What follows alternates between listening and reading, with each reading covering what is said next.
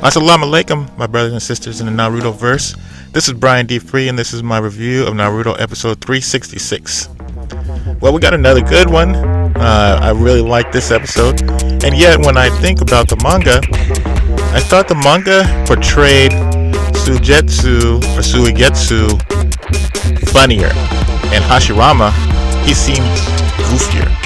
I don't know if it's just because you're able to dwell on certain points more in the manga than you are in the anime. The anime moves a lot faster, so you just don't really get the humor quite as much as you might get in the manga.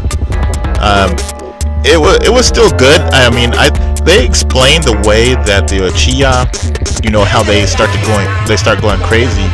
They explained it a little bit different, it seemed like, in the anime. But it was a good explanation, but it just seemed more in depth in the manga. And it was a good episode all in all. I mean, I think the fight between Hashirama and Madara, it could have been drawn a little bit better, but I mean, I'm a fan anyway, so I'm gonna give this a B. Now, in Naruto chapter 681, I'm like, oh my gosh, what is going on? This whole manga, this whole chapter, it was so jumbled. There was so much stuff happening at the same time that I was just like, what is happening here? I mean, I had to reread that chapter 4 or 5 times, and I still don't know what's going on. I'm wondering to myself, is Hamura, is he Black Zetsu, or is Black Zetsu a manifestation of when the sealing process for Kaguya? I also started thinking about watching the anime. It was like, well, what made Kaguya go crazy? What really set her off to go crazy? And then you find out that the Sage of the Sixth Path sealed Kaguya in himself. Him and his brother, they sealed their mom in themselves.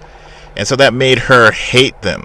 So there's much craziness in this chapter, so I'm going to have to listen to all of these reviews to find out what's going on and see what everybody else thinks.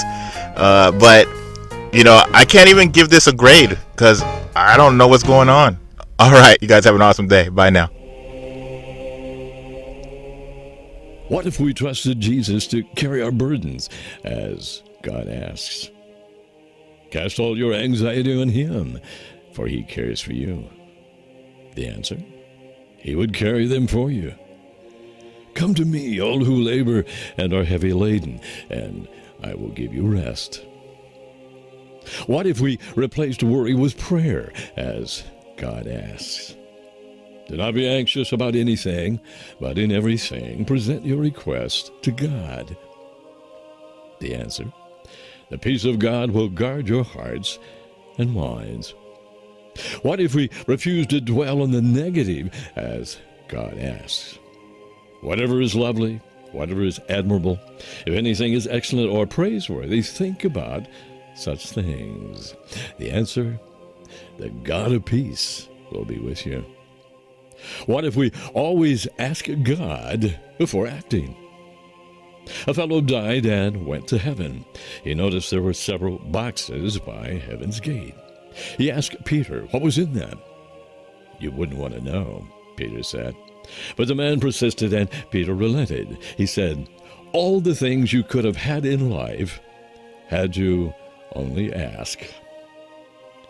You do not have because you do not ask God. What if we ask for opportunities to share Jesus? What if we refused to complain? What if we refused to give in to anger? What if we actually loved our enemies? What if when we confess our sins and God forgives us, we would forgive ourselves?